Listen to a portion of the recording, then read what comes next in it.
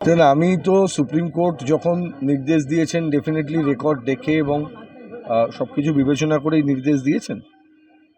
রাজ্যের সরকার যারা এটার বিরোধিতা করছিলেন তাদেরকেও বিষয়টা সম্পর্কে আমার মনে হয় একটু ভাবনা চিন্তা করার দরকার ছিল।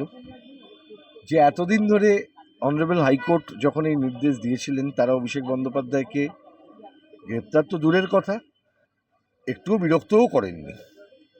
প্রথম দিকে তবু ওনার বাড়িঘরদোর ভাঙা নিয়ে কিছু ঘটনা দেখা যাচ্ছিল, তারপর থেকে আমরা দেখেছি যা আক্রমণ সেটা সাধারণের ভাবে যারা তৃণমূল কংগ্রেসের সাধারণ কর্মী টর্মী, পঞ্চায়েত মেম্বার, পঞ্চায়েত প্রধান, ডিম ছোড়াছুড়ি ম্যাক্সিমাম এমপি পর্যন্ত পৌঁছেছে। কালকে প্রাক্তন মুখ্যমন্ত্রীর উপরেও কিছু আক্রমণের ঘটনা ঘটেছে, যেগুলো সবটাই খুব অসভ্য, বর্বর।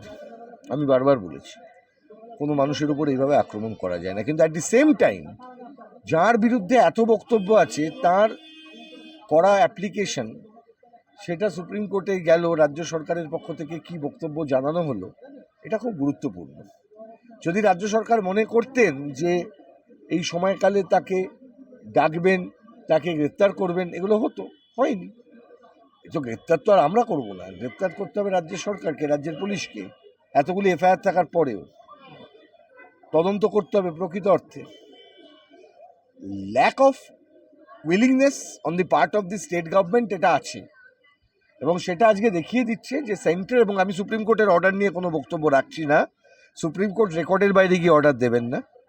এবং স্বাভাবিকভাবে একজন মানুষ যখন অ্যাপ্লিকেশন করেন, দরখাস্ত করে যখন অনুমতি চান, সুপ্রিম কোর্টকেও সেটা একদম উইথ হিউম্যানিটেরিয়ান গ্রাউন্ড সেটা কনসিডার করা উচিত। কিন্তু এনার ক্ষেত্রে কতটা হিউম্যানিটেরিয়ান গ্রাউন্ডে কনসিডার করা উচিত সেই বিষয়ে রাজ্য সরকারের একটা ভূমিকা ছিল। আমার মনে হয় সেটা আর একটু সিরিয়াস হলে ভালো হতো।